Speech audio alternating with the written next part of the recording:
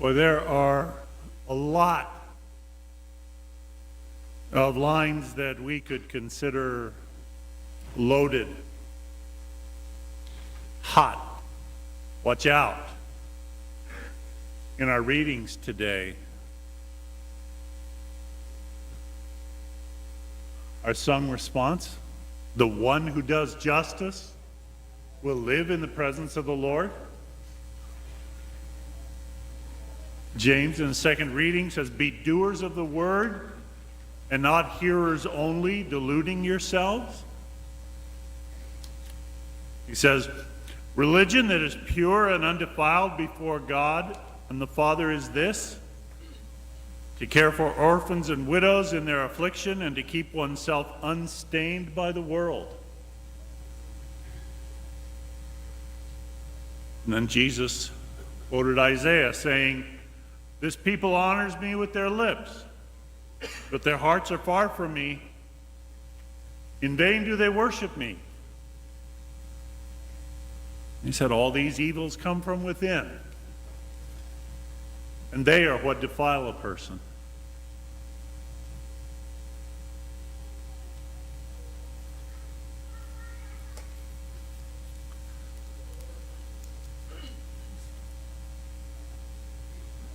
I need to start off this morning by offering you an apology.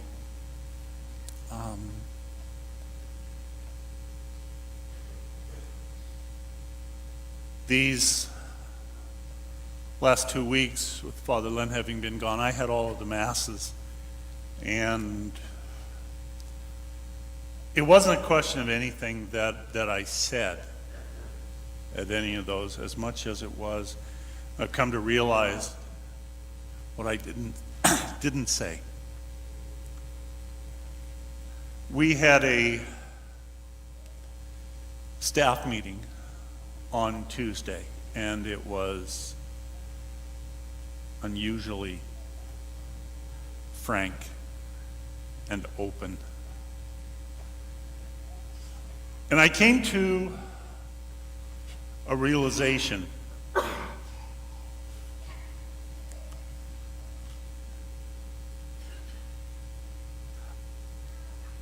with all of the things that have come up over the last couple of weeks because of the diocese in Western Pennsylvania and the new revelations about the degree of the sexual abuse scandal in those dioceses and the cover-up that took place. I didn't say anything. Not because I was afraid to. I honestly felt, what more is there to say? Sadly, this is nothing new. It's just more of the same. But what the parish staff helped me to realize is, or quite possibly, many of you may have been coming from with this. As you know, it was what? Maybe 5 months ago when we all had to deal with the revelations about Tom Fauché. You know, something that was right here, close by. Not just in our diocese, but in our town. And 5 months ago, I felt as though we as a parish, we tried to meet that head on. We tried to address it, to be there, to not sweep it under the rug, but to be transparent. as transparent as we could.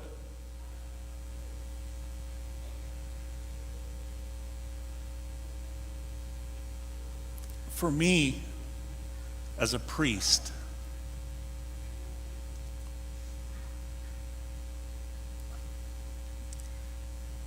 this whole thing is not something that comes anywhere close to going away or even being forgotten.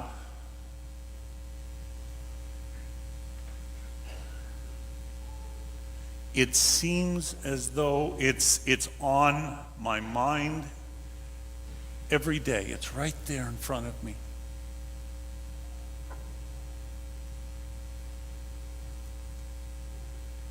And that's what I need to apologize for, because I didn't take into account that all of you have these things called lives. You have jobs. You have families, children, grandchildren.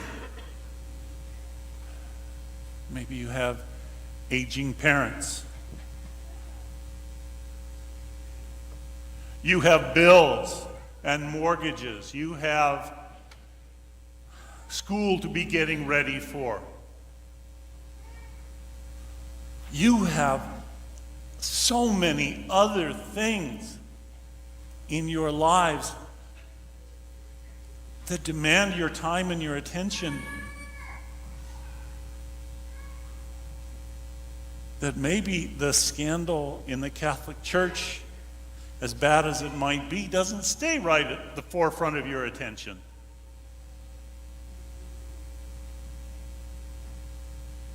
So when it does come up again, and it does hit you smack dab in the face, it is a shock. Oh yeah, that again.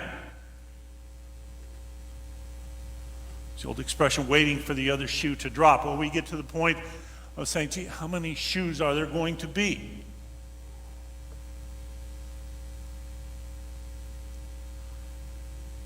So I apologize, because I think there were many of you that needed to hear something in order to at least be reassured that we, or I, wasn't trying to sweep this under the rug or treat it as unimportant.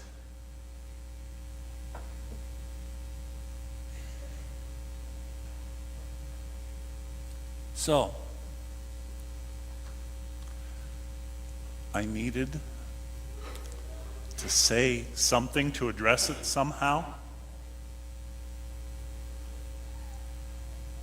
And I didn't do that, and now, okay, I'll address it.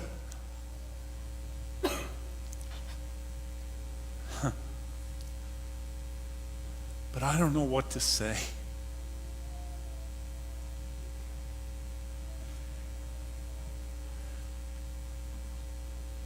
Are you angry? Embarrassed to read this stuff happening, to hear about it in the news over and over again? Yes, of course you are. Rightly so. So am I. Are you embarrassed because friends, acquaintances, maybe even family members are throwing it up in your face and saying, how can you be a Catholic when this is your church? Of course you're embarrassed and hurt and disillusioned. So am I.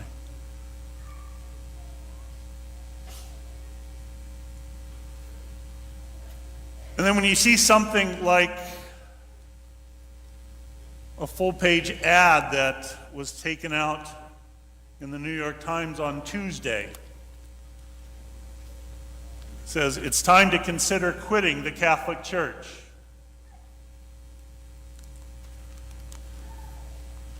The cartoon has a priest, and he's reading the Detroit paper. And the headline says, "Pedophilia at Michigan State. Cover-up charged."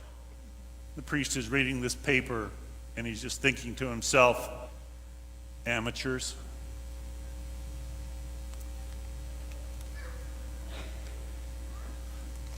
This is hard.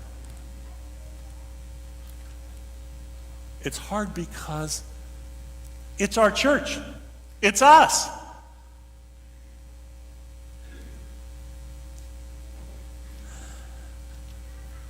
These are our leaders.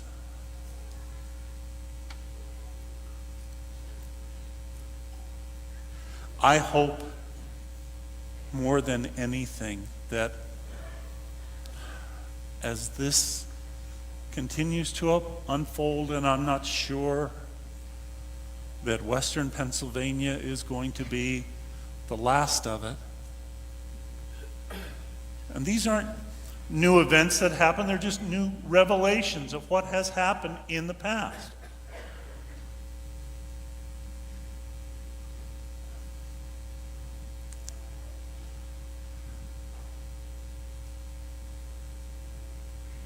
I hope that we will remember, first and foremost, to be praying for the victims.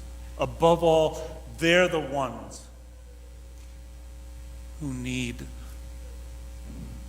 our attention, our support, our compassion. The priests who are or were the abusers,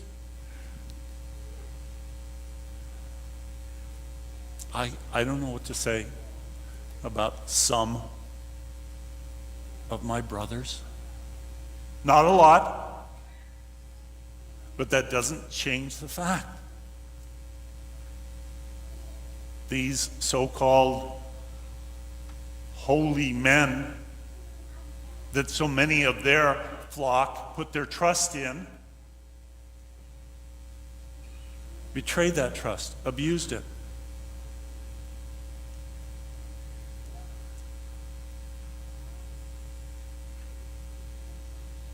And then the leaders,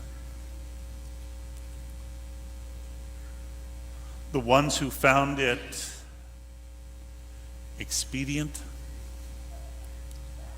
simpler,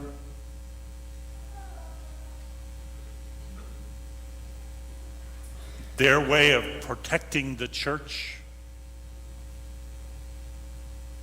tried to cover it up, tried to protect themselves, tried to protect one another. Well, these people, these are the ones that I personally really am angry with and angry about. And again, it's not all of the bishops.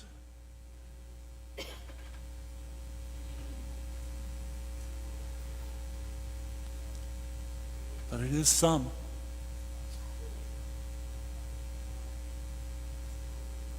And at our staff meeting, somebody expressed, well, we just need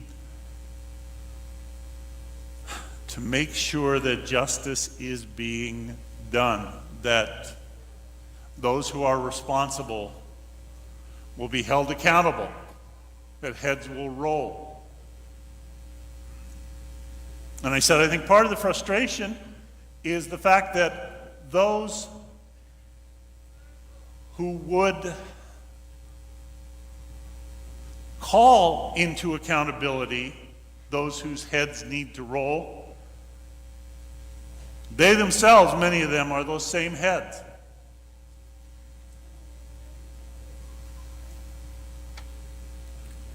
So what do we do?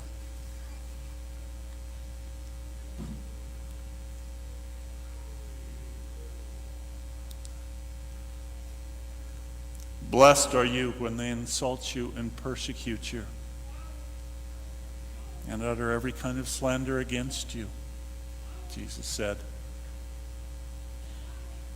That speaks to our embarrassment.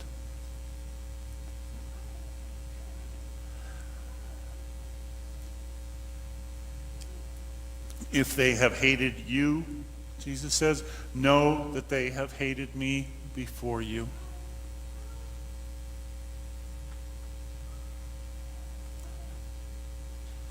Walking in the steps of the Master doesn't always make it easier. What's going to come out of all of this, I don't know. You should know, or you should be reassured that there have been steps put in place. And I think most of you know this because we have mentioned it many times, but in case you don't, or in case you need reassurance, there are steps in place. Anyone who is going to have dealings with children in the church now, whether it's teachers, catechists, youth ministers, volunteers, whomever, they have to take what is called safe environment training.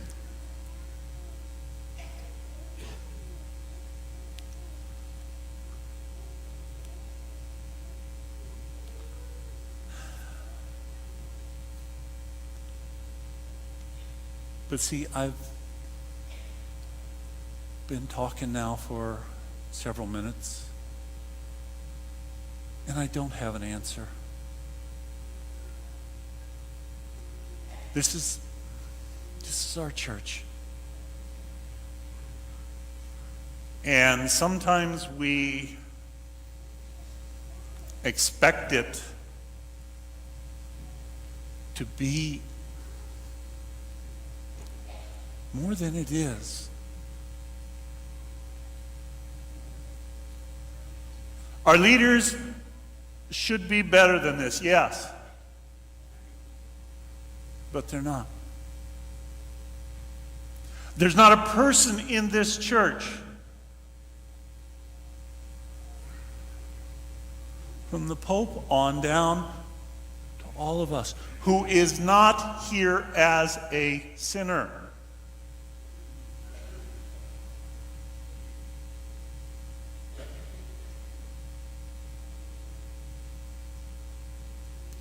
Jesus in the gospel denounces religious hypocrites. Well,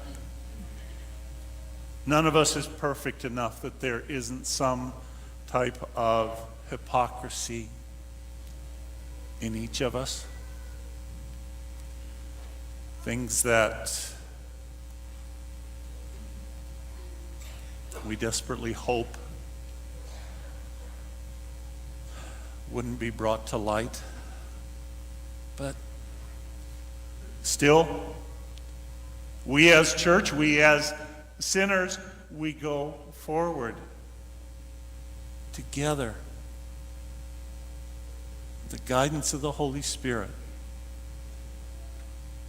The promise that the gates of hell shall not prevail against us.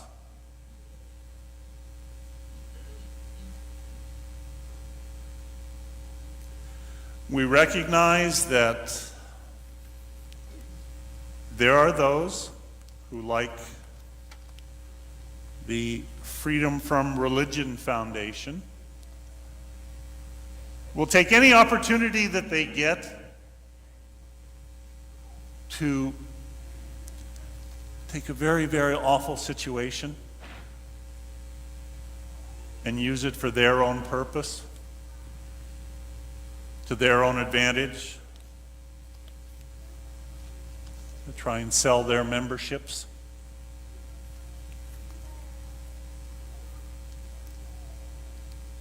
To forward their own agendas.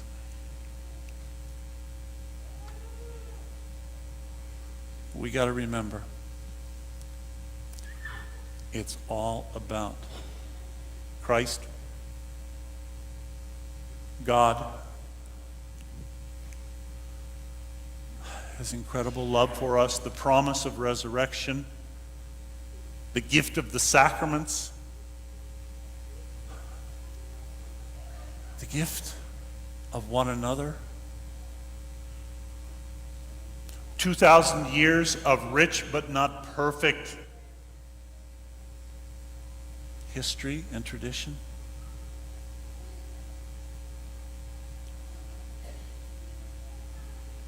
A lot of what we're having to deal with is because we've been disillusioned.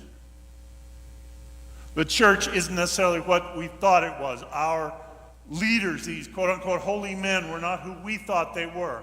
Okay. Disillusionment is always hard. But we keep trusting in God, in the Holy Spirit, working through imperfect people. And we get hurt. Yes, it's harder to trust again. It's like the little turtle. When it gets frightened, it goes into the safety of its shell. And it'll come back out again. But it'll be much more hesitant.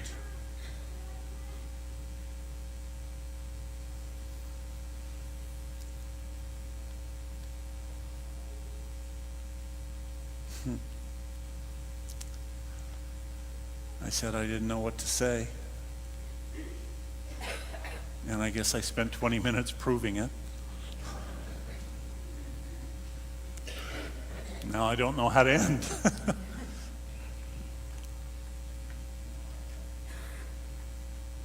But folks, in any crisis, we have God's strength. We have the Spirit's healing.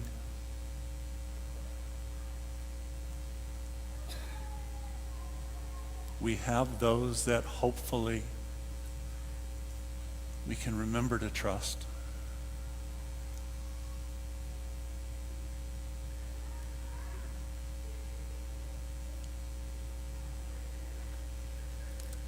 And I don't know what else to say, so let's stand and profess our faith.